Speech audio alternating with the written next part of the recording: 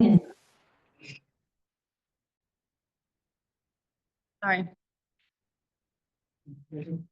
Okay, first item, number 4. Development review, 173 Narrow Pond Road. If you want to go ahead and step up the mic and, let's see, we're all there. Right, we're all there, so I'm not sure how much detail you should put in. Just a brief. What is your applicant? Not the detail we did at the house, but. What we're asking for is a deck on the east side of the house. It's 12 by 8 is the deck, and then there's a set of steps that goes down the uphill side of the deck, which would add another 3 feet, so it's basically a 12 by 12 footprint. And how to summarize, and a boulder wall that's basically meant to there's a whole lot of dirt that was piled up against the foundation, and it's all flowing downhill. And I think that was, we've owned the place 18 months, so we weren't responsible for it. I think it happened as it was built. And the boulder wall is meant to retain that and keep it from eroding, and also provide a place where we can do some plantings that will further hold everything in place. Is there anything else that? That's good. Okay. Do I stay here or? So based on the site walk we did today, and based on the information you provided in your application, the structure is what we consider non-conforming, because it has to be, you're gonna build a new structure there, we have to meet certain setbacks, and it's closer to the lake than the state currently allows, it's considered non-conforming.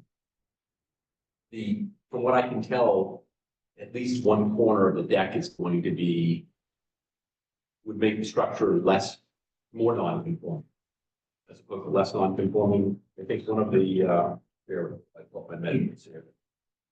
So I think you've got from the lake at its closest point, here's 70 feet. And the new corner of the deck would be, I think, 79.5. I'm on page 18, I'm sorry. Oh, that's all right.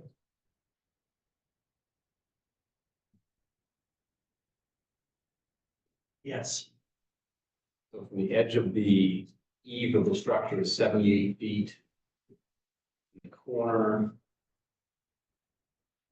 of the proposed deck would be 77 feet. Yes.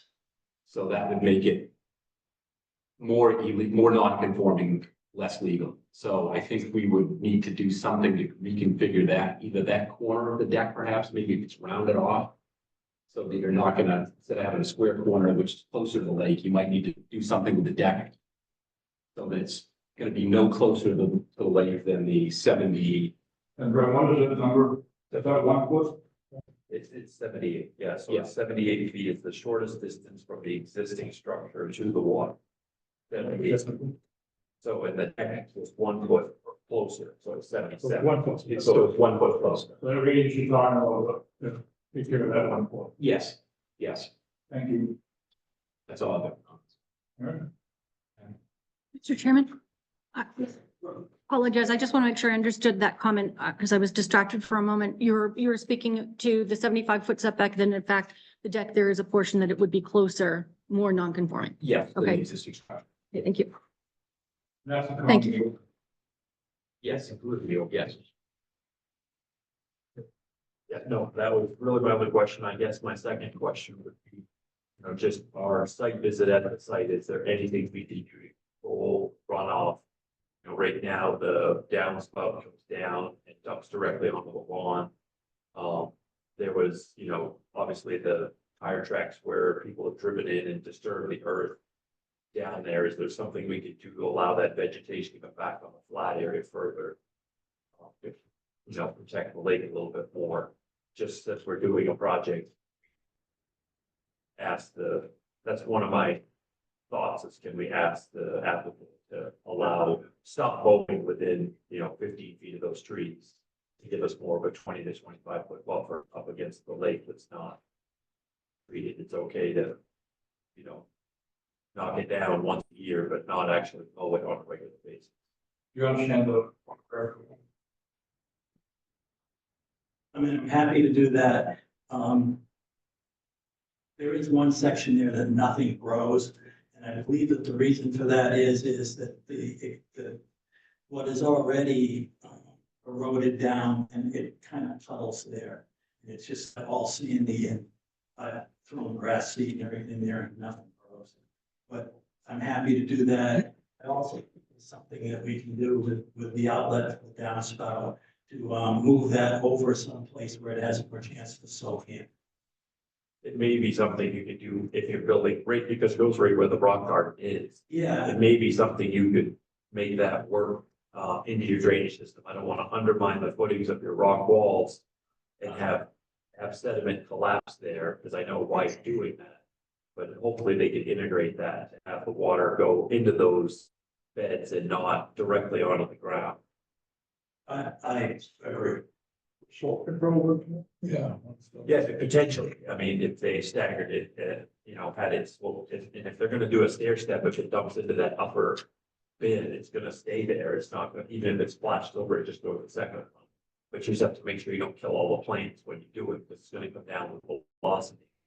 You've gotta have something to take up that, so it has to have stone or something. It would make sense to integrate it into that rock wall itself, but that just means your designer would have to do that. I wasn't at a point of saying, I think it's a mandatory thing, it's just a recommendation from a shoreline protection area was, what we could do to try to create more of a buffer zone. Are you familiar with salt control? Basically, it's a measure of bark. Bark. Bark. You say bark, it's bark. Dog backs. B-A-R-K, bark.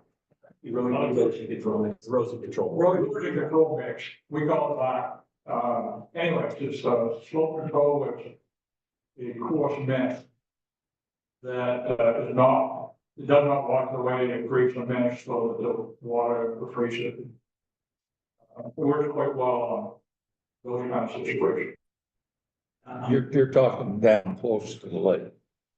Yeah. What Greg's trying to do is work with the runoff, the roof. Yeah. Toward the lake. Yeah, Oh, you- yeah, Go ahead. Go ahead. there are gutters. And there's just, last summer I threw a crude thing in there that just moves it away from the house, but Yeah. it could be run back into the terracing and the rock wall. And that would certainly be a very good idea and something that we would do. If I understand what you're saying, the thing I would be careful of, and been lucky so far that moisture is not collected in that terrace area. As I understand it, the quarter is not very far down from, you got the concrete wall and then the quarter of it, and that berm is there to keep frost from going underneath that quarter. So I certainly wouldn't encourage anybody to put water into that area, because it's just gonna go down, freeze underneath that quarter, and crack and fall, so. I discourage folks from trying to put the water in that area. Regularly. Yeah. So far, it looks like we've been lucky enough to have the water go away. So it doesn't get underneath the water to freeze, so that's my. Okay.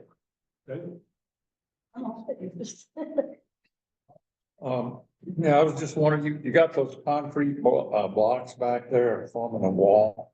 Is that gonna be replaced with? That's gonna be replaced with the, What I thought you said. it's pretty ugly. Yeah, it is. I didn't know. So what do you use there? That'll be the same, that'll be part of the rock. wall. Why? Yeah.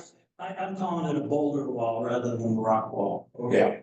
Because it's just gonna be big stones. Yeah. Hopefully, each of those stones is gonna have 2 feet of height. Huh? I don't have anything. Miss anybody? So I think for the juncture, indicating whether the application complete. Somebody wants to make a motion? I'll make a motion that we need all that.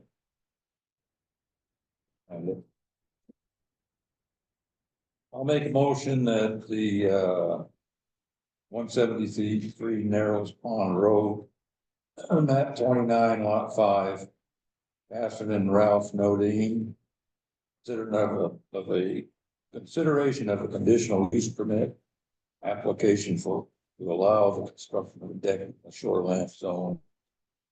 Be accepted. If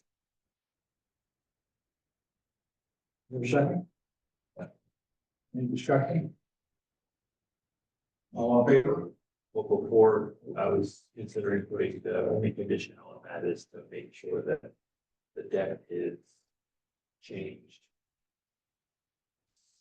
Somehow changed, so the distance is 78 from the water. So we Why have that- Yeah, well, that's that, yeah. One after four.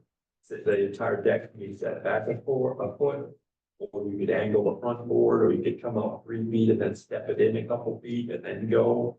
However, that's accomplished to maintain that same distance from the roof. From the end of that, or you could make the deck a little smaller, wider, whatever, but, I don't think we had a problem with the deck, the structure of the plan, it's just that 1 foot that we gotta deal with. So I was. Right. Yeah. Yes, sir. Seconded it for complete the process. Yes.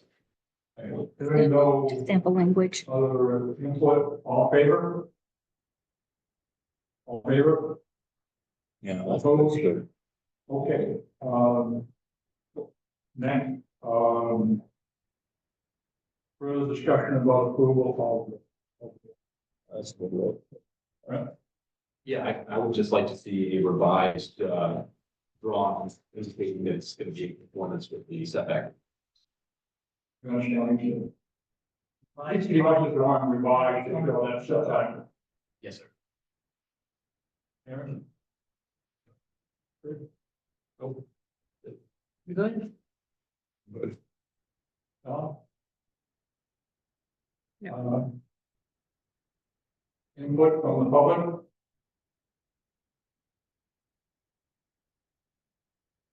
Okay, I'll entertain a motion. I can make the motion, that the application for 173 Narrows Pond Road, map 29, lot 5.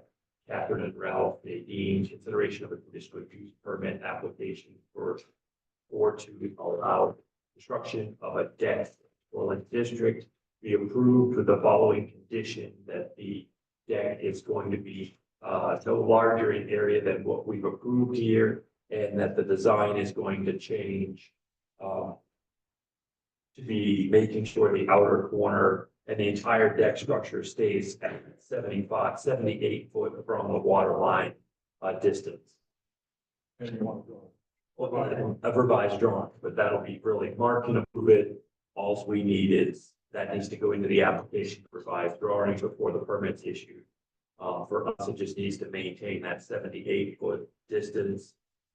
Mark can approve the drawing as long as the area is no greater than what we've just approved.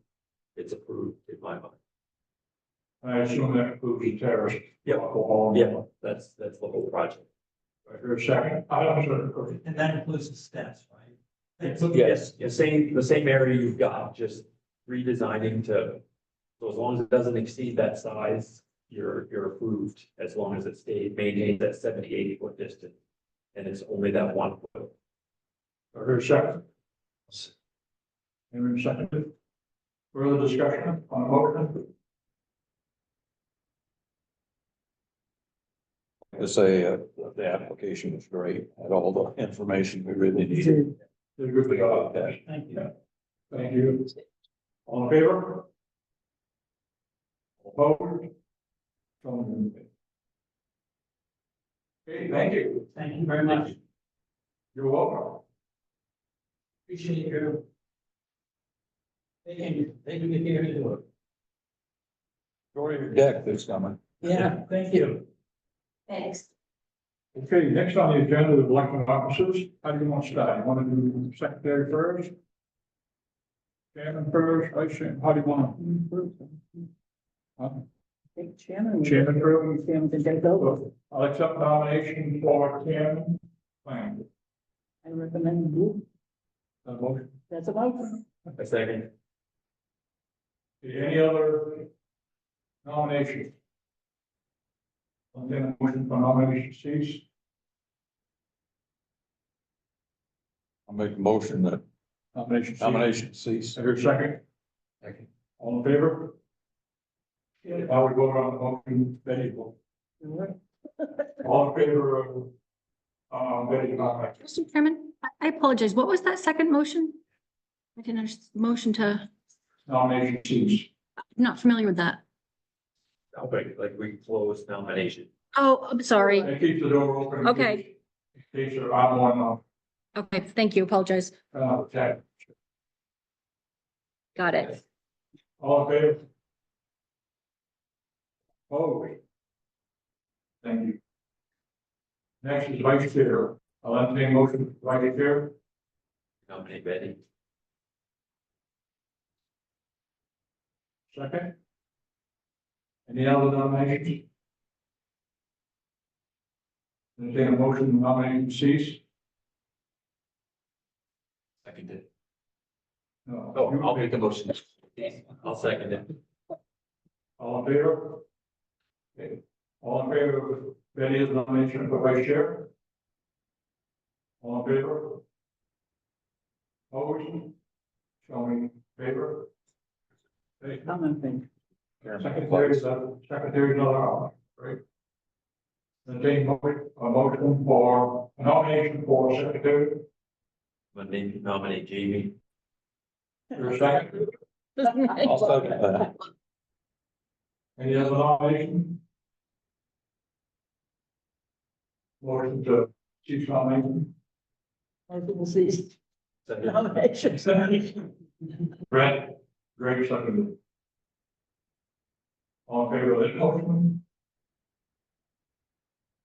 Opposed? Move on to, the motion for Jamie as secretary, all in favor? Opposed? Got that? Oh, Jamie just hopped on. Right, we have already voted. That's Your- what your point You is, come to the meeting, you get to. any other option? Regarding that, That's it, right? Yeah. That's all. Thank you. That would be changed, was it? We have, okay, I think we want to go with, the well point, 67 well point. As I understand it from our review, site review. We're talking with the folks who come tonight. Further discussion about, giving feedback to the pipe. There is no acceptance of approval, of the application or approval. And understood that we're giving feedback. And understood, that's correct. Yes, yep. Whoever wants to take the mic. Don't fight, guys. Looks longer. Just introduce yourself, everyone, please. Andrew Endermeyer, architect Oh, for this client. Very Shaw. You want to offer anything else before we go on the road? Give feedback. Well, I would just say that our client, the client is very intent on staying where it's at. And myself and the builder have been able to try to persuade him to accept moving the building back for the sake of, protecting the watershed and protecting the waters. But he really doesn't want to go back. Frankly, but he did say that he'd be accepting 25 feet, 530, whatever. And in order to get that approved, we'd be willing to, I personally would be willing to accept any condition to get approved. So whether it be collecting all the water, pulling it back, 60, 75 feet into a cistern, creating bottom meals, creating, as I mentioned, I'd like to try to create some sort of model for all forthcoming, some sort of like vegetated filtration system as a buffer to be able to collect any phosphates and nitrates from going into the water. That involves, working with the DEP or 7 Lakes for the friends of the privacy. You know, we're willing to, meet in condition, to get that accomplished. Hey. Feedback, Brent? I had asked Dawn, I think the last time when they first presented to pull up the last permit that was issued by Mark for the shed, the man camp or the man cave or whatever it is, to see if there were any conditions on that. And I'd still like to be able to review that. That'd be a condition. Yeah, well, I'd like to review it before I even get into a vote, before we Right. move forward on the project. I think it's kind of a sticky situation in that they do have the right to apply to rebuild the structure that's there now or to remodel it at the distance that it's at. We certainly want to try to make it more conforming than it is now, but there's kind of that space between pushing to move back 50 feet and they say, no, we're not going to do that. We'll pull this application. We're just going to come in for another application to remodel. So there's got to be some kind of a balance from my perspective, a balance there of how we approach this. The fact that the refinished shed is on posts and could be relatively easily moved, I think is something that I might want to look at.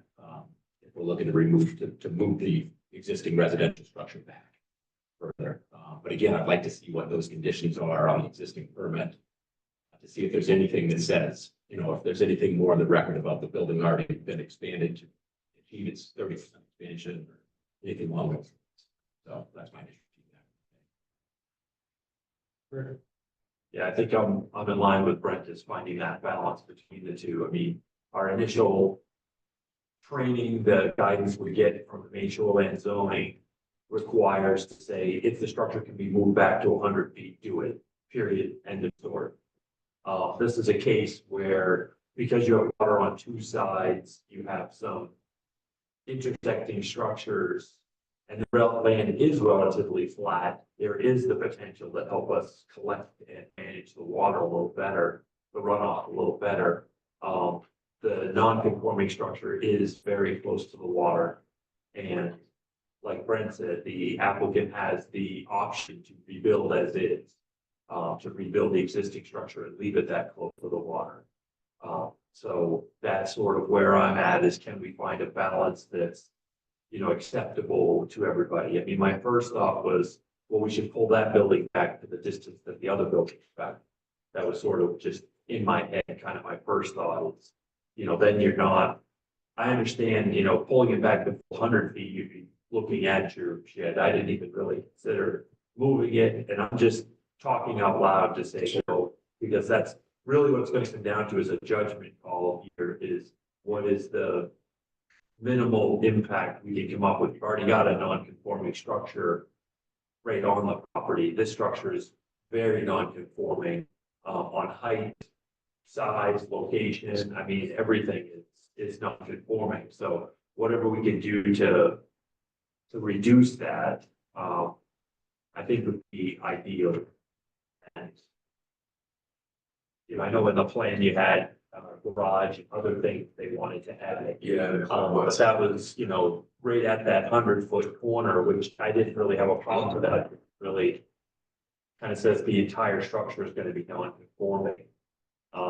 So I'm just giving you my 2 cents is, you know, we would want to see some plans, some options for how we could work this out. And, you know, obviously if they said we want to rebuild in the same location, the answer is no.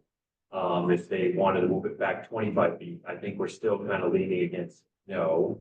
But is it how far, what is the right number? I wish I could give you a number. Sure. To give you a definitive to say build, because it's a lot easier, I'm sure, in the planning phase, if you had, you know, 77 feet in your head, it'd make your plans a lot easier to build. But just at least trying to come up with different alternatives and different layouts, consideration for moving the existing structure that's non-conforming, because it's too close to the water on the front, but probably to the side as well, you know, because it has water on 2 sides, the shed, the fancy shed, I guess we could call it. So I think there's a couple of factors to try to figure in here, and also, like you mentioned, increasing that vegetated buffer for as much as you can, developing a plan to say how you're gonna manage stormwater, any runoff, how is that gonna be managed? And is there a way we can get the bulk of that water away from the structure into the ground at that 100-foot mark, or at something closer to that 100-foot mark, so that the water going into the ground, the treatment system is going to be well away from the actual water. Can we do that reasonably without putting you in the floodplain, putting you in a situation where it's, really. Are you referring to a septic system? No, just some type of an infiltration, call it a dry well, call it whatever, get the water into the ground as much as possible so that it's not running over the surface. Yeah. And that does a lot to clean it. Depending on, because you kind of have slopes in two directions. Yeah. So you can't make a huge hole to dimple in the ground there, because then you can't get it too low, because you're gonna have too much groundwater that it'll be, kind of fundamentally a problem. So it's kind of where you're gonna put it and what's to maximize it, but just different types of solutions. You've already talked about some of the vegetation, like vegetation swales, things like that, that'll, help mitigate any water. It'll pond it and control it, and then the plants will evapotranspire it off. But it's really the shoulder seasons always bother me with those natural vegetation type systems, because they're not alive now. They're not going to be alive till May. And they'll be dead again in October, and we get a lot of rain and runoff and soil transport during those shoulder seasons. Yeah. So anything we could do to do it with grading rather than vegetation is always ideal. Keep the water from directly running off to the lake. So I'm just trying to give him a sense for what my thoughts are. So. Ready? I have to agree with you in a lot of respects. We've got to find a meeting of the minds, I think, to make everyone happy and to do what's right for the lake. And maybe you could come back with some suggestions in writing. Show us what you want to do, how many feet you're gonna get here, and what are we gonna get there. I mean, it's hard enough to imagine it. So I think that if you give us a couple of ideas, you can do that. Would be good. Ron? Yeah, I'd have to agree with whatever was already been said, looking at where we can set that back, make conditions better. 100 feet's a long way, so it's probably gotta be something in between, but. I think, I don't know, looks like one corner of the garage is not in the 100-foot zone, so I'm looking at. Can I look? So that was kind of something that we threw together as a proposed. Yeah, The client does want a 30 by 30 garage, yeah, and there we're kind of, this was kind of our suggestion to the client, to say, hey, what if we move it back, 25 feet, would you be okay with that? He reluctantly agreed that he would do 25 feet. This, of course, he needs a garage. yeah, so And looking at that, we can right. fit that within a 100-foot. a little bit of that garage will be less than 100 feet of water, is that what I'm looking On at? one end, yeah. Yeah, Yeah, so instead of 30 by 30, we would make it 26 by 32 or something. yeah, And it fits it. I think that would, Ready? yeah. Don? I just want, it sounds like you probably talked about this at the site walk, but in order for them to do any type of renovations in place, if it's more than 50% of the value of the structure, then it has to be moved. So it's very, we've talked about this with the code enforcement officer. But if you. Yeah. So if they do want to renovate, it's highly likely that they're back in that position where it's the greatest extent practical. Also, my understanding is maintenance. you were having that discussion with Mark and I missed part of that end of that, so I'm not sure whatever Mark's conclusion was there. So it's maintenance, so. So that.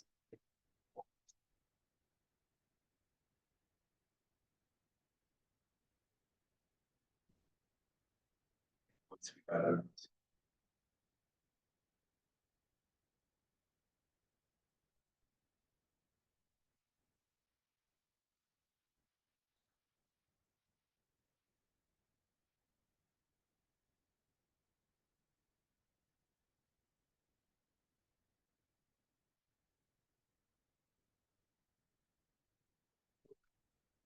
And thank you.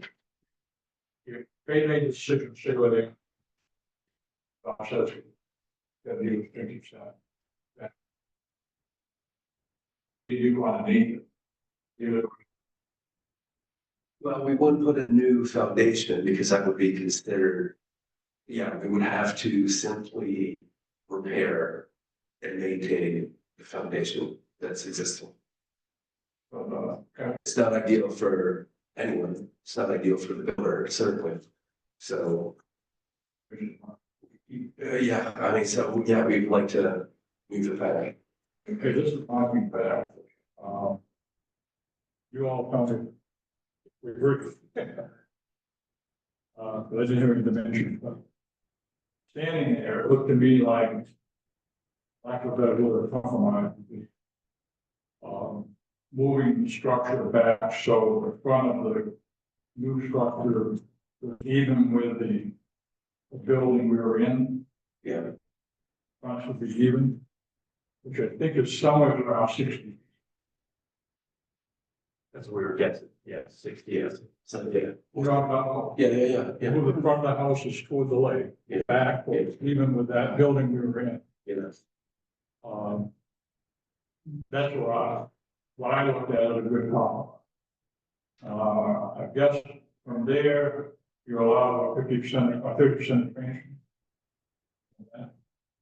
Assuming like, for instance, we don't know what expansion's already been used. Correct. On any of the existing structures or what that was even done on that existing building, was that deck part of that, is that 30% already used? I mean, looking at the structure, my first reaction would be no increase in size. Say the same. Yeah, well, if we're gonna be within the 100 foot, I think it's kind of within our rights to say we're not expanding. That's what I'm saying. So, Yeah. I'm saying so. Yeah, I'm in agreement with you. I think I looked at it on site and looking at their dimensional new structure, I think they could put it pretty close to that, still have a small space between there and the garage.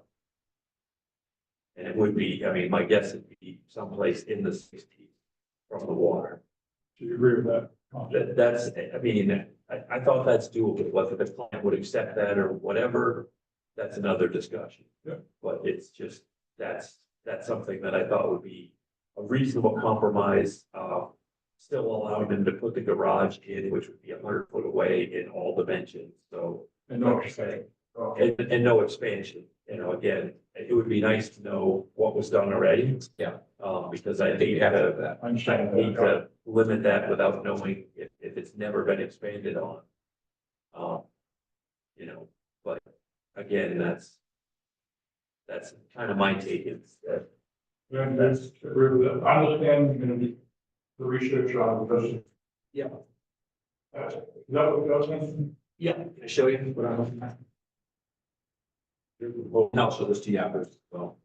There's a, home trees here. Yeah. I want to pick this up, move it back, and then take this, put the house right there.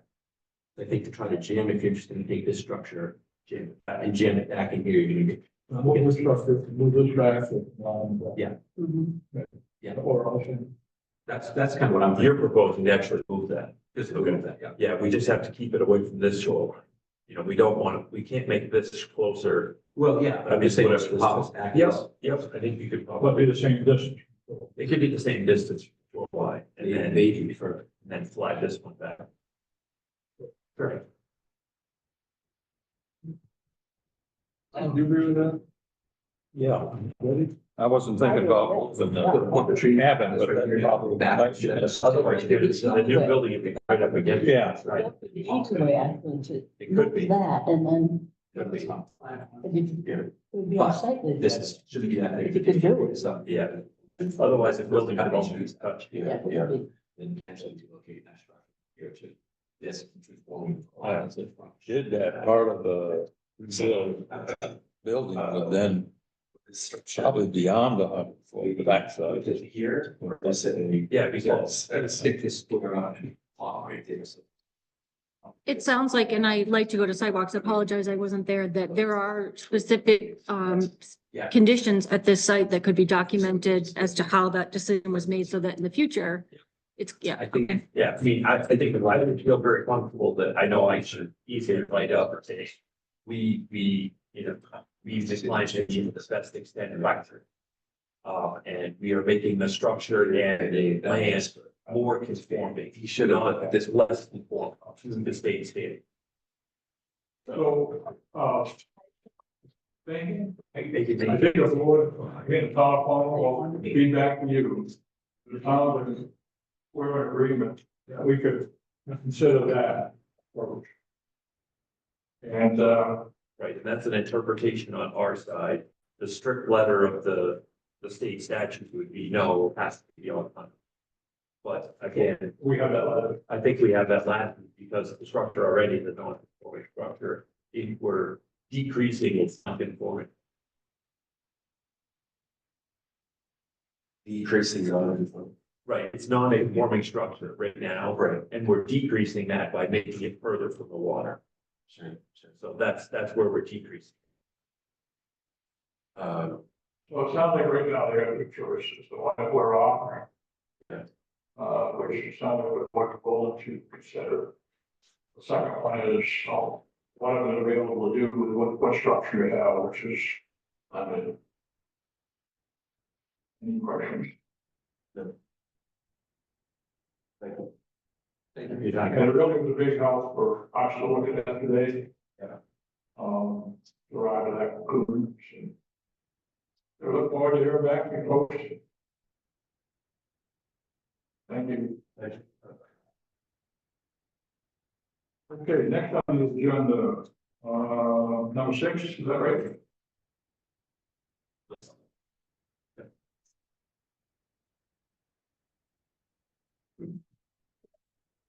Nice. What are we looking at, Don?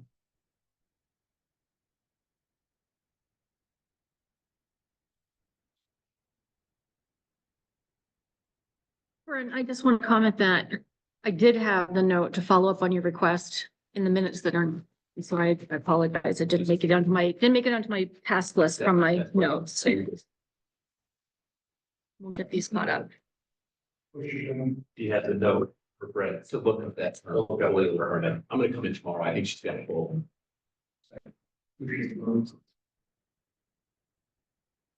Next, Don? Oh, guys, one moment. My agenda here.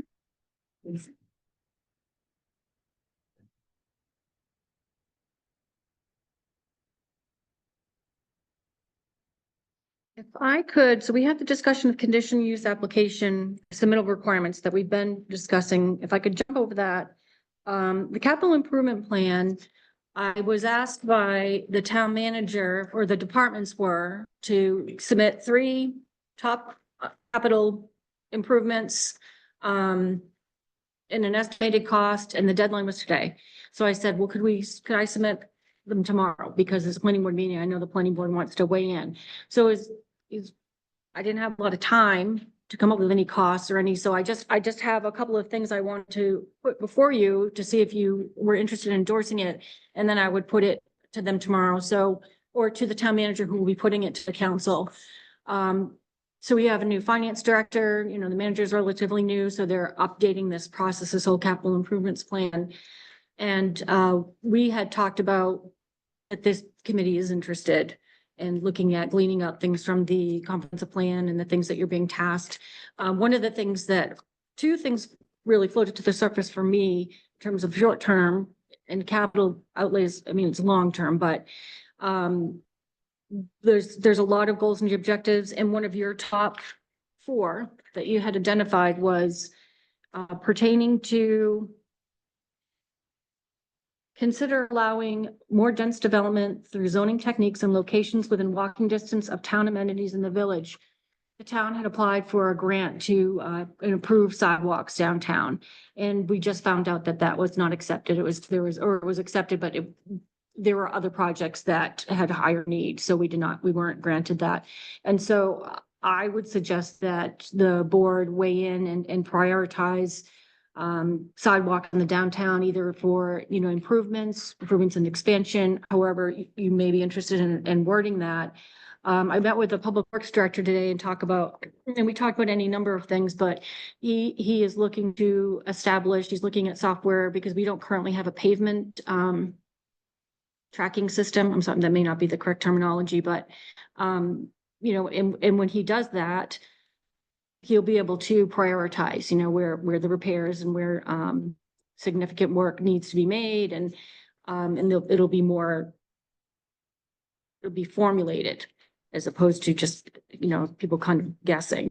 So we will get the sidewalks prioritized in that. So at this point, it's very broad. So my suggestion would be, if you wanted to weigh in order to help achieve or work in conjunction with priority number 3, I'll pass this out, I apologize. This is just an updated version of a table that you were previously working with. So in conjunction with the whole increasing density in walkable areas, let's make them more walkable. So maybe a wish list item, but if we can get it on the radar, I'd like to propose that. And the other thing is, and I had a Conservation Commission meeting on Monday night, and they have continually promoted and backed the creation of an open space plan, which is also called out in the comprehensive plan and prior plans that, that it was in the 2000 comprehensive plan. And it's been flagged in a number of other documents like the bicycle and pedestrian plan, et cetera. So there's been a lot leading up to people saying we need this open space plan. And I believe that for the planning purposes of this board, that having that open space plan goes hand in hand with things like, there's another of your top priorities, bear with me.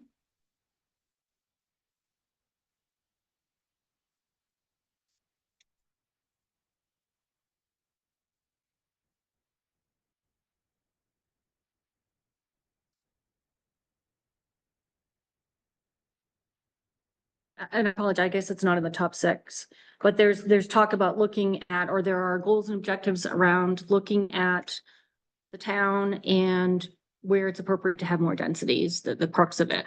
So I think that an open space plan goes hand in hand with that, because what are the areas that we want to preserve and where do we want to guide the growth? It is also needs to be consistent with what the council has identified in the comprehensive plan as the growth area.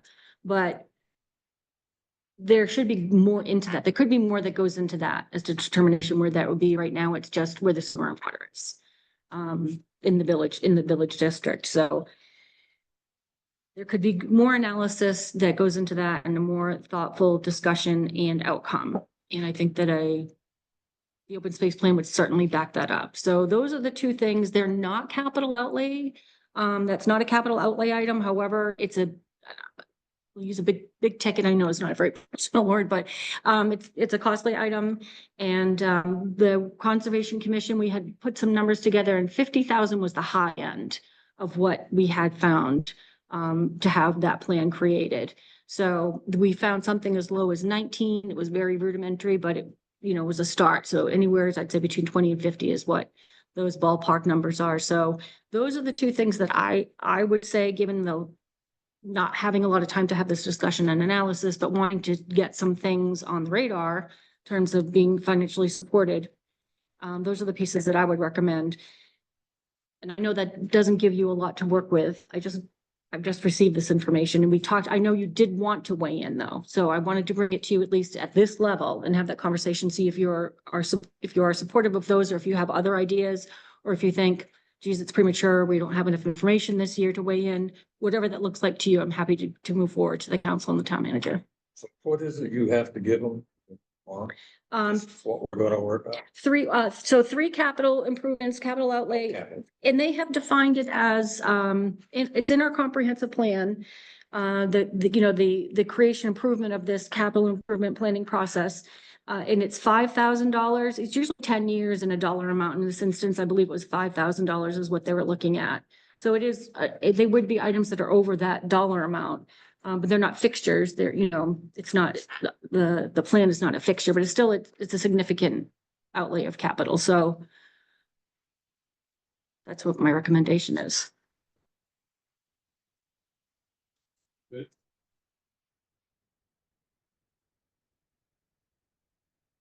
Nothing else that jumped out at you.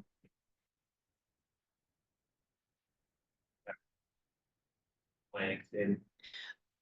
Well, trails is always something that I advocate for, but we don't have a plan that includes new trails. So an open space plan might identify that. An open space plan may identify properties that would be beneficial for the town to purchase or to get easements on, or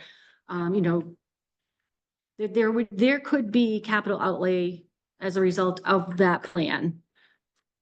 But we don't have that plan yet. So, and I would have liked to have combed through more of the existing plan, but I didn't have that opportunity, but I know that those two were things that I did, was easy for me to come up with.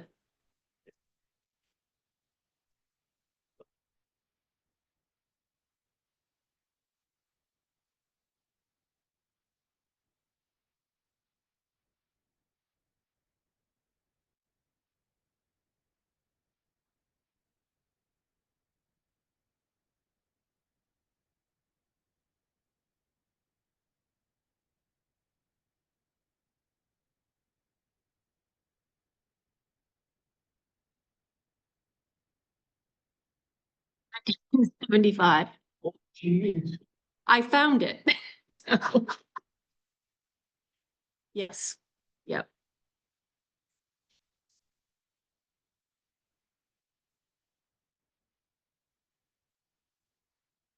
It's a fantastic little resource down there.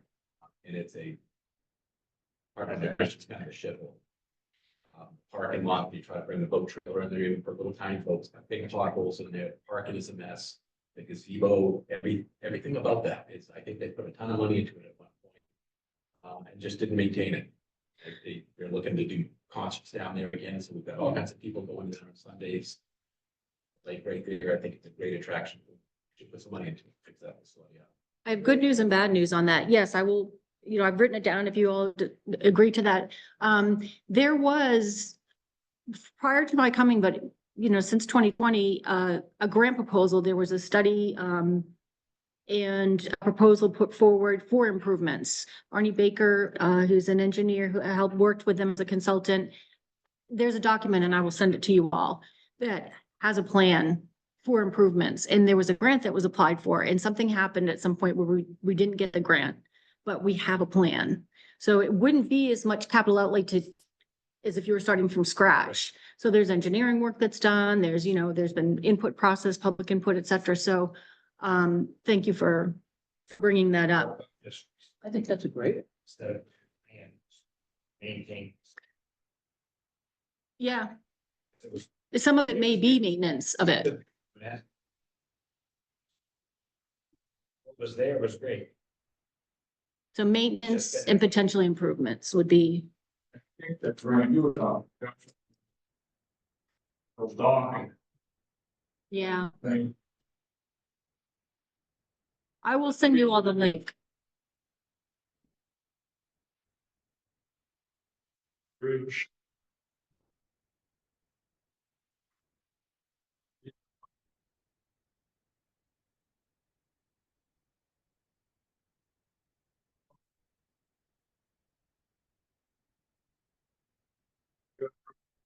She got it, just almost embarrassing. Okay, you have nothing but So, feedback? so the things that I'm hearing is that there is a favorable, I guess, weight towards prioritizing or asking prioritization for funding for sidewalks in the downtown area, an open space plan, and the Norcross Point maintenance improvements. These are all capital reserve. We've been talking about the applicant access system, line being a portable system like Red Stripe. That's not a capital improvement, and I really thought Well, it's a good question because, I'm not really sure where that falls. So there's some things that, like talking to the Public Works Director today, we don't have, catch basins. We don't, that are in our GIS system. We don't have layers that would be helpful for his purposes. There are stream crossings. We don't have the water and sewer layers digitized yet. So there's some expenditures around technology that you've already started and some costs in to add those layers. And I have to ask the town manager where that falls in because I don't have an estimate, but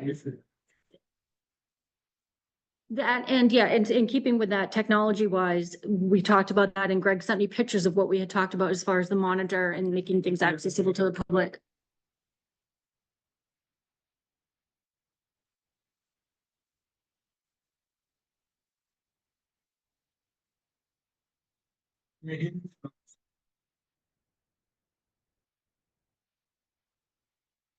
Okay, I will indicate then if you all agree that there is support of that. And I mean, we know the monitor because we had that discussion, but the additional layers for purposes of planning definitely, would be very helpful.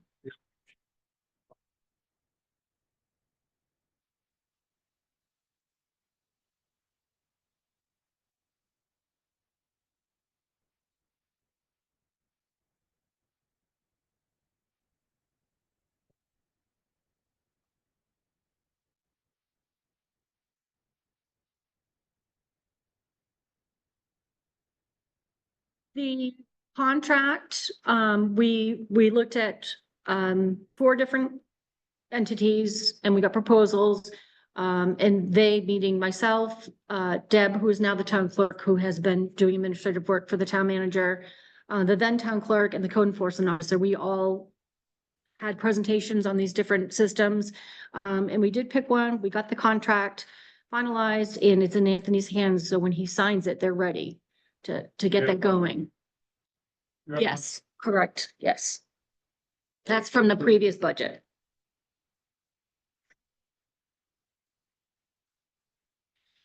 That is for additions to it, for, added features. Yep, I did get an estimate on that. And so that is something that I'm going to put into. So there is a line item in there for that iWork system currently. And so if there are additions that would be a good use of money, then I will put that in there as a proposal on the budget.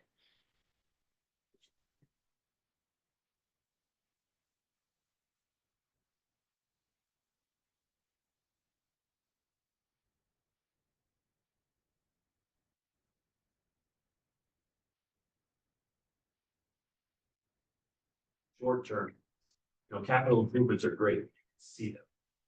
But we already have a plan, we already have facilities, how about just fixing up what's there? And investing in that, because that's a very visual update of the town that would get a lot of mileage from the people in the town, even if you're not doing the full, to build a plan and put it on the shelf, that's great. Sounds like we already did that, and I would be very worried to do that again, to basically say, we'll do this whole big study and do this grant. I mean, I'm not a big fan of that pier out there with water either, but if that's gonna cost, $50,000 to remove, maybe I'm okay with it. If we do some of the other things, or if exactly, I think that we, visual and full effects are always important. Plans are great, but I don't think you want to come in with, I want 3 plans. I want, and we've already spent the money, already done some of those, let's do some actual work. Implement And it. say, let's implement and utilize that, even if that's, asking for 25,000 to hire 2 summer interns. And clean up and paint and whatever, something simple. So when the council's looking at the capital improvement plan, it's not all necessarily tax dollars, so it's prioritized and important. So it could be as grant opportunities become available. Well, this opportunity is here, but now we've got this prioritization list. We're gonna apply for this and not for this. So just, and I don't know, we haven't really talked about the specifics of capital improvements plan and planning before we talked about that we'd like to participate, but we didn't go any further than that, did we?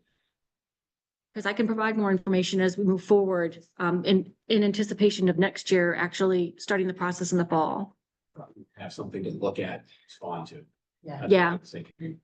We pick the top two that we liked, say, no, none of those, but add. I wasn't expecting to be asked for that input, so yes, I agree that you do need that in order to make, What feedback? yeah. So, yeah, I was glad that they're looking for some.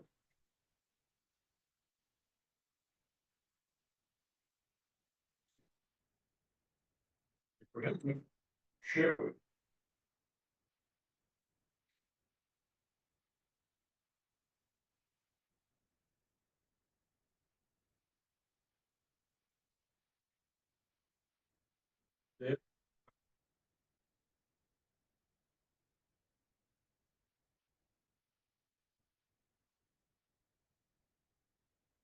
Standing job, right?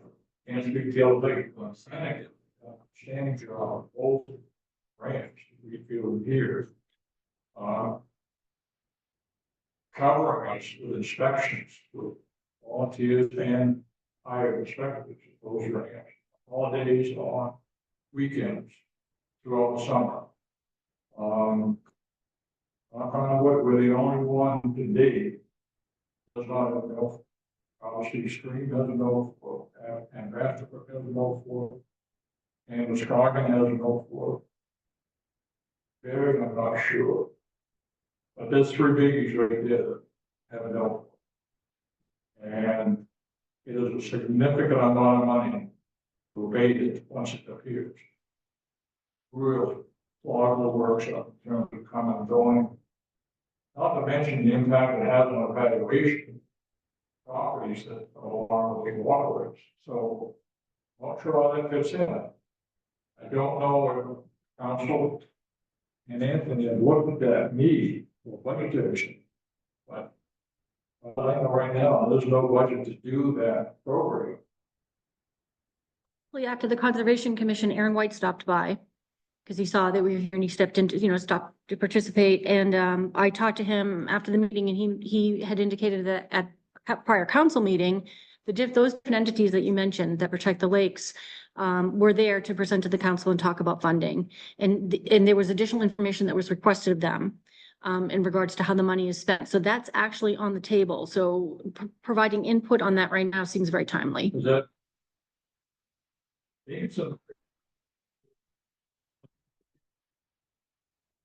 Really, I come from a place where that was in, Yep. it's just, and so much. Right, I mean, if Brandicook, if you think about that, if Brandicook got milfoil, it's going to be some bad areas, some okay areas. But overall, if your property values drop by 10-20%, and that's, 10% of the tax base. That's, you're losing 1-2% of your total town tax base, and then you're not gonna get it back. You're not gonna add more houses or more property. You're gonna be losing them. then the cost is even higher. Without doubt, it's a factor of 10, easy. So I guess where I'm coming from is that we all agree that is a priority for the planning board. Add our weight in terms of agreeable, add our weight to that priority, council consideration. So I will convey, Is that reasonable? I think so, yes, I think so, yes. and for the record, Aaron said that he watches all the meetings. I don't believe he watches them live. I don't see him, but I think he goes back and watches them and he, so he has the information. So I'm sure he'll take that and consider it individually. Please bring it up, Rush. Say it again? Please bring it. Yes, I will. So I'll talk to the town manager and then also there's a counselor who hear firsthand your comments. So, and I'm not sure how that falls in, but next year I suspect there's going to be a formal CIP process and it will be outlined to what the role is and how and timing and all that. So you can have stuff to look at.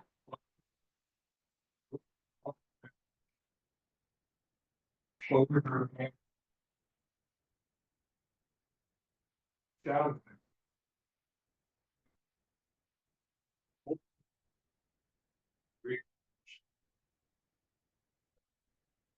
Yeah, the water, Beachfield Beach. beach, Yeah. it's just a very much area, and that's where it's gonna be. Oh, and all takes the cook from that on. Stop the vegetation that goes out.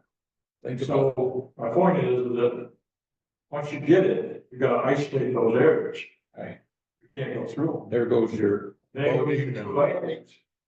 And it's On the lake. expensive to take care of it, Well, it's very expensive. very And expensive. that's to try to Yeah. mitigate. Yeah, And ironically, the boats have been managed, wasn't, French and Cox.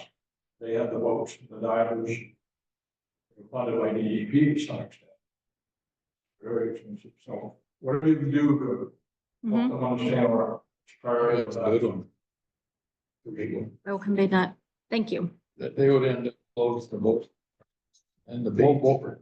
That's I know. a big part of the summer. Tourists. yeah, the area was just. I was talking to our new mooring officer. Morning.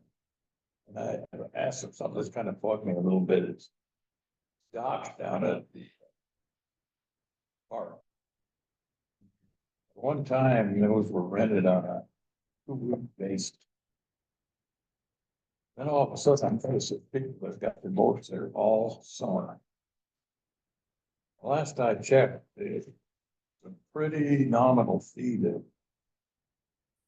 That'd be a place. Start charging what they're worth a lot. Well, Marcus, if I could get a spot like that, I might sell my house, move off the lake, put my boat there also. They're worth a lot of money. Some of these marinas charge $5-6 a year. If we could earmark that money towards boat inspections, it's very good chunk of money. Excellent. Yeah, that's a very good I idea. don't know what we get as far as those moorings. So I don't know if we charge, I know they have to register. I don't think it was a charge. I think it was more that you're only allowed like one property in. I meant for the mooring fee. Oh, you mean for the field, yeah. $25. Is that all it Pretty is? cheap. Okay. I'd bump that up. To inspections. I don't see why they couldn't put a few more docks out. It's all shallow. Bringing more money, that's just be a source of funds for this boat inspection. The other thing is get a bunch of volunteers to go. Good shit out, you had others that will volunteers. Everybody's kind of busy, there's only 2 jobs. Well, and unfortunately, That's true. you need to be there on the weekends when it's nice. Yeah. That's when a lot of people are not gonna be that interested to volunteer. Mm. Yeah, that's right. You know, when it's busy and when people are on their boat. Yeah. Hey, Don, you have enough feedback? I do. Thank you very much, Jeanette, because I know this is very informal and, pardon me? You didn't expect that much, did you? I didn't expect to be asked initially, and I didn't expect. I was glad to be able to tell you that I've been asked. So, because like I said, it's all, the process isn't changing and being created. And so I do anticipate that that will be formalized, but so to be able to have this sneak in opportunity this year, I'm glad for that. So thank you for your patience on that. And I will convey that information to the town manager and the council. And then. So then going back, number 6 was we had talked about, so I have a list of 12 forms here, Rick, that I've talked to you all about at different points that have not been completed for you to review. And that included the ordinance guide that was created, the submittal requirements, application package checklist, the public meeting guidelines and information, which were put aside because we adopted rules and regulations or bylaws, and then staff was asked to make sure that the public meeting guidelines were consistent with what you had adopted. And it's administrative stuff that got set aside. So I'd like to come back to that at the workshop and provide you with those documents and finish those discussion minutes. And I apologize, we're very behind in minutes. But if there's 2 more things. I mentioned this to Rick and Dawn, but I heard back from Colin from MDP. There's one change that he had called out in the ordinance amendments. And ironically, it's not anything that you looked at. It goes back way before myself and Mark even. So it's just been missed by different boards and staff and even the DEP, is that if you look in our table of uses, table 3, in the resource protection district, it says that the setback's 100 feet and it's actually 250. So in the narrative in section 14, in the text part of the ordinance, it does say 250, but in that table, they're at odds and the 250 is what applies. So we are consistent with the state, but it's just one of those things that's, Where you just, yes. So he called it out and I told him that I would bring it to your attention that they would make an approval condition upon that change going through. Yeah. I just would be looking for like a tentative agreement. So when we put forward, because you've already said, yeah, go ahead and change the public hearing requirements to meet the states. And you've said, make sure it's clear that accessory dwelling units are not allowed in the shoreline district. So I'm just to have a little parking lot of those things set aside that you're all in agreement with. And when you're ready, when we have enough to say, let's post public hearing, then there'll be formal motions taken. Okay. Yeah. In the meantime. But.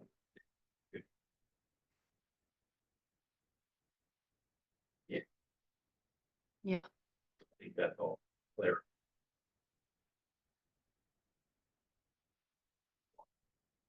There's a lot of requirements because of what you can cut, what you can remove. Challenging, and your impervious cover, regardless of the size of your lot, is limited in the shoreline zone. By the state ordinance, not anything to be right. So verbiage, so I tell you.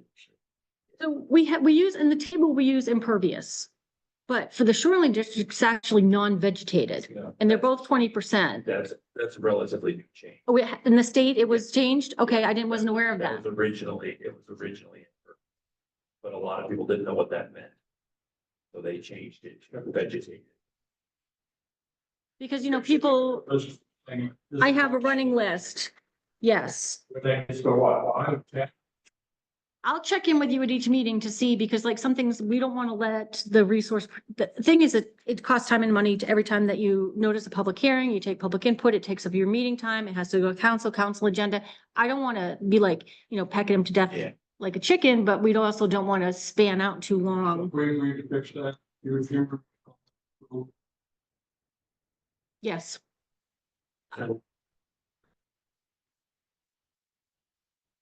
With changes, we should be thinking, okay. Do we want to do this on an annual basis? If we made updates and corrections, I suggest June 1st. yeah, just. June 1st, on number there. Okay, thank you. One of the closest meeting dates. Okay. Approved. So call will approve it based on that commitment. Apologize. Call will approve it based on. That's my understanding, and I'm gonna follow up with him and, indicate the discussion we had. That's all I want to see now. Does Yes. that mean we will put it on our website without those corrections? It is on there currently because the ordinance amendments apply. Because you made changes in other areas, not just the shoreline district. And so they are, if someone were to apply and there was a discrepancy, it's what the state approves that would end up being, enforced. So, but it is available. And one. Yeah, yeah. And that's not a state requirement, that's local. So it doesn't matter if that gets approved by the state, we have to meet their standards. And that's a local standard that doesn't conflict.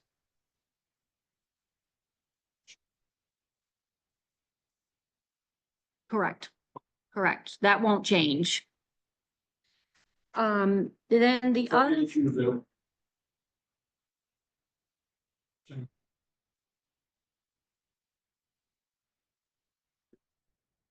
yes. And it is in the ordinance, you can apply it correctly. So it's really a conflict, right? Because one is less restrictive than the other and the state says, well, it's the more restrictive. So let's change that. That's basically what that is. Yes. Correct. Correct. And then the state requirements regarding non-vegetated areas and, 30% expansion and all of that, you can still change the setbacks, but those standards still apply. Recent.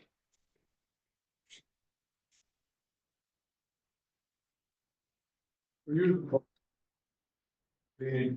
I think. It was highlighted to me just recently because someone came in and they were talking about riprap, large boulders, and they were talking about how the water could get through, and they were going to try to say it wasn't pervious, and I said, well, that's not what it is. It's vegetated, and then I realized, oh, it's, in our ordinance, it says X, but then the definitions, it says non-vegetated in the narrative. So it's all there. But at first blush, you look at the table, right? And that says impervious. Okay, sure. Yes. Yes. Yes. Correct. Jacob. Over there. They do. They do. So we'll notice the public hearing, and that public hearing notice requirement is part of the amendments that we made, is that we'll match the state. So that, and that one does have to go into the newspaper, and that, I can't remember if it's like 7 and 12 days in advance, or so we'll match the state. And we actually did do that. We have been doing that since I've been here.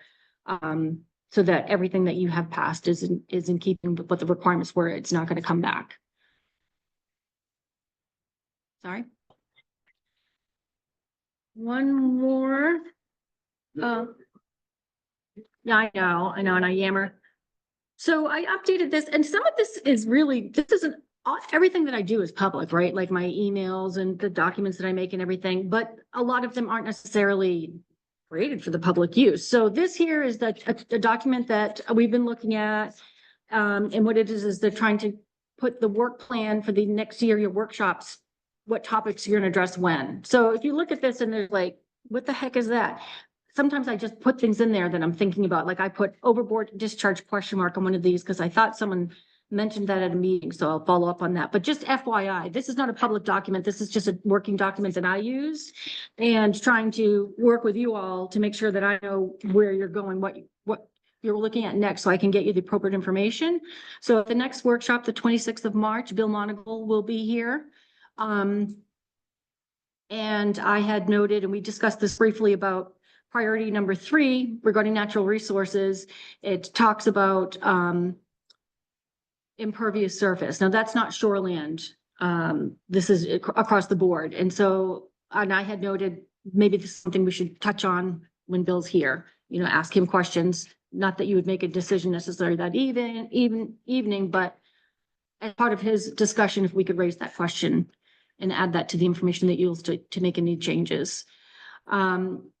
And then I still don't know about Colin. Mark's still working on that and when that would be available for conversation, but Corinne Michaud LeBlanc is a Conservation Commission member. She works for Maine Inland Fisheries and Wildlife. And they're updating the beginning with habitat maps. And those maps, those data layers are what are used when you're creating the shoreline map, the digitized zoning map, all of the layers that create the resource protection district. So we have those maps, and she was presenting to the Conservation Commission updated maps that they're creating, and we're going to get some of those. Much easier to read. So in the course of that discussion, because we've talked about, and it was called out in the comprehensive plan to utilize the beginning with habitat maps in the development review process and the planning process. So, and there was a lot of discussion at the council level around, well, this resource protection, where do these layers come from? What is this information? Where does it come from? So it seemed timely to have a discussion about those maps, and you're be getting new versions soon. So they are available to come on the 28th of May. And Corinne actually, she gives presentations on these beginning with habitat maps. So they can come, give a presentation, answer questions, and then you can decide how you may or may not want to use those in the process moving forward. And it may just be that you reference them on certain types of applications, or you incorporate things into your ordinances. There's any number of ways that could be done, but she'll give you an overview of what they are, their tools, and how you can use them. So I just want to make sure that I set that up, but that was not on the list of people that originally I said we'd have these people come. And you had said one per quarter. So this actually puts more than, so I had made invitations based on once every 3 months. So this actually makes it closer. However, we don't have a confirmation on Colin yet. So I just wanted to make sure that that was something you think is a good use of your time and that you don't feel like it's too close to other workshops where we have people coming.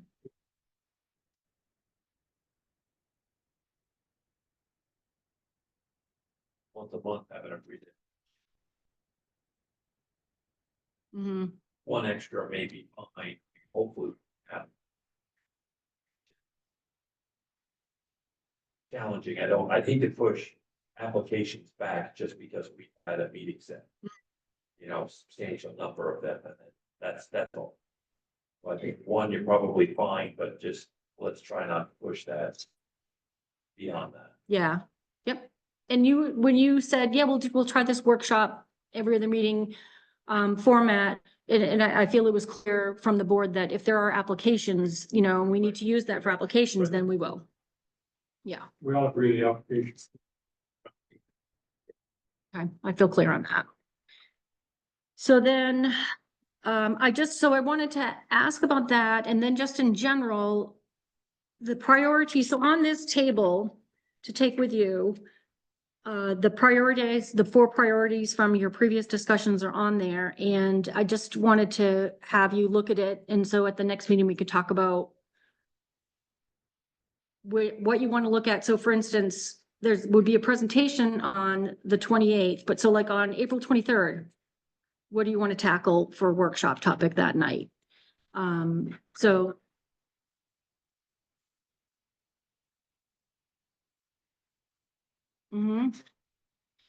I have that for the March 26th. Bill will have his presentation and I'll have you, You're gonna then keep, I know, yeah. or take them, yeah. Or take them. Right? I hear that. So that's a priority. If we can do it on the 26th, that would be the goal. Okay. Well, we will do it. Oh, you'll have it. Anyways, you'll have it to do.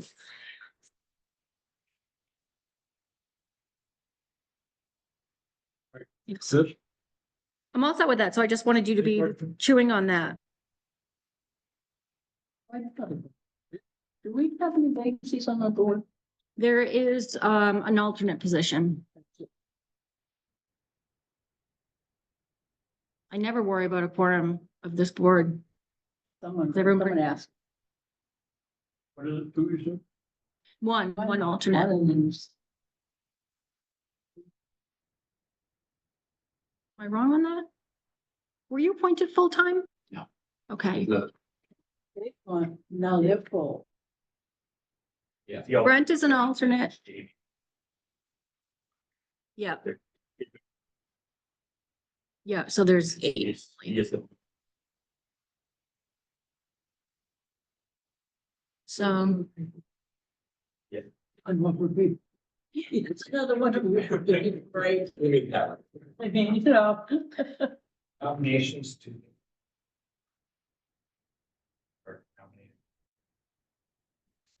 the council has a subcommittee appointments committee. So they make application and they interview people, is my understanding. And then the council as a whole takes recommendations from that committee and makes appointments.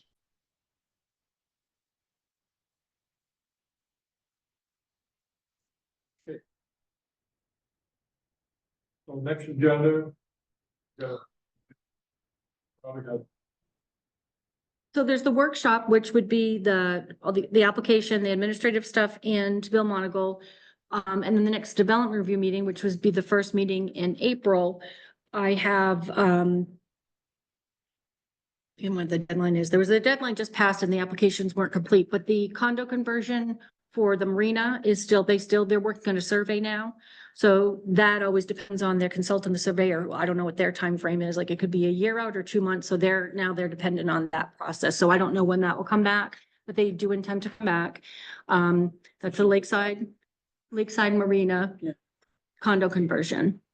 And then Rupert's, which you had seen previously, they had submitted an application, but they didn't submit. And I had actually brought in a general way to you all and said, this is missing information and so I was gonna deem it incomplete at that level. So they'll be coming back. And then I've also had an inquiry. Usually applications don't just land on my desk. Usually you hear something first, but there's the car wash on Royal Street. So there's Ruper's, if I'm on 202, Ruper's application, that vacant property. There's the car wash, and up behind the car wash is the parcel is large. So there's an applicant who wants to split that parcel, so the car wash will be separate and then put self-storage there. So, but there was no drainage calculations, it was not not a complete application. But they obviously intend to come forward because they submitted what they wanted you to review. So at some point that will be coming forward. And here is, looking for local knowledge. One of the things I asked for in Ruper's was the travelway, the right of way for Royal, and the travelway and the right of way. They're not clearly depicted on there. And so it turns out one of the reasons that the public works director came down today was because there's question around where it is. And there's a property owner who believes that they own it. But then there's documents, there's minutes back from the council in the 60s that they accepted it, the town accepted it. So there's research to be done there. And so I'm just curious if anyone has any information about Royal Street in 202, that segment in front of where the car wash and Ruper's would be, if anyone, and we don't have to do this at this, in the public portion of the meeting, but we're now involved in a research project regarding the status of that. And how it came about was that the road got posted by the public works director. And then someone had a concern and said that it was actually their property and they didn't want it to be posted. And I don't know more details than that. And it just flagged the question of so is that, what are the facts? And so we're getting those together.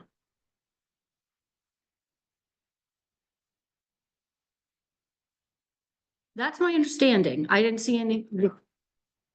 And it's been accepted as a fire road. So I don't have all the facts. I don't want to act like I'm drawing any conclusions, but a lot of times people have that institutional memory, that local knowledge, right? That.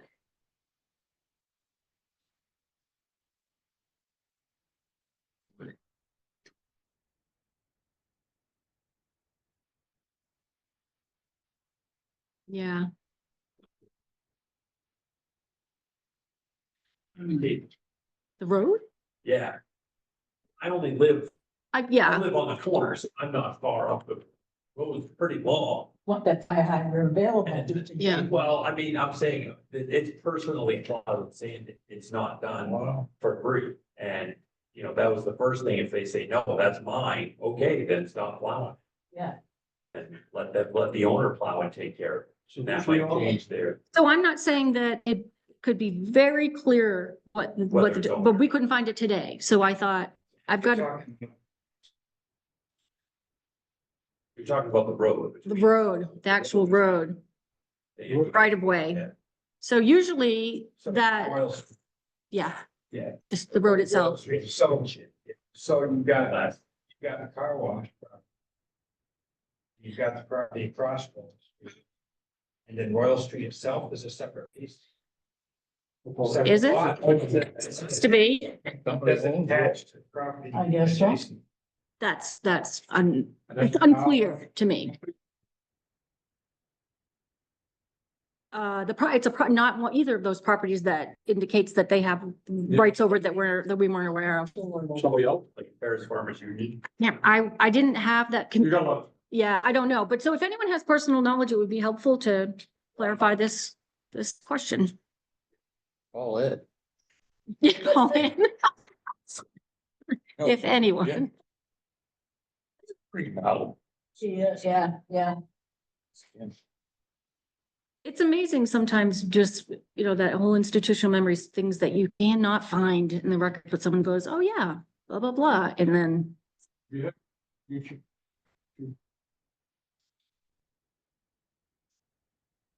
I remembered that 918 Memorial now. I've been out there for a site walk. I've met with them. I am familiar with that project. It's a small addition. I don't have any other business. Thank you for your time.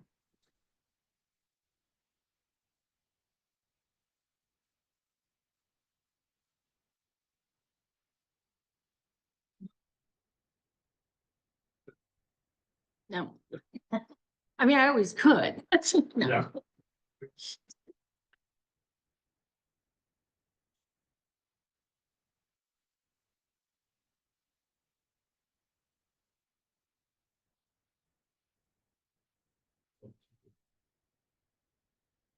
Yeah. We have a motion and I make a motion. Which we want, I And the prefer meeting. lights off. yeah, I second Benny's motion. You did get that. all in favor?